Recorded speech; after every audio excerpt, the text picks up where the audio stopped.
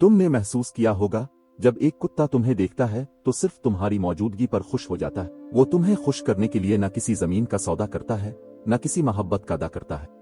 हम में से अक्सर लोग अपनी जात के गिर्द घूमते रहते हैं। हम चाहते हैं कि दुनिया हमें जाने, हमें सुने, हमें चाहे, लेकिन क्या तुमने कभी सोचा दुनिया को तुम्हारी नहीं अपनी फिक्र होती है। न्यूयॉर्क की एक टेलीफोन कंपनी ने हजारों कॉल्स का मुताला किया और सबसे ज्यादा बोले जाने वाला लफ्ज कौन सा था? मेरी बात सुनो, लेकिन हकीकत यह है, अगर तुम चाहते हो कि लोग तुम्हें सुने तो तुम्हें खुद पहले सुनना सीखना होगा। एक नामवर माहिर नफ्सियात ने एक बार लिखा, वो इंसान जो दूसरों में दिलचस्पी नहीं रखता वही जिंदगी में सबसे ज्यादा नाकाम होता है और दूसरों के लिए सबसे ज्यादा तकलीफ दे भी।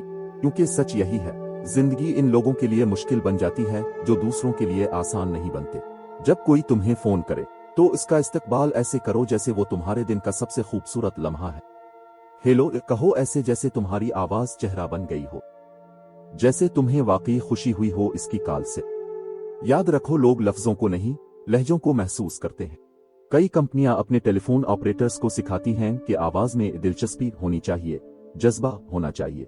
यकीन करो, सच्ची दिलचस्पी वो जादू है जो बगैर हाथ हिलाए दिलों को मोह लेता है।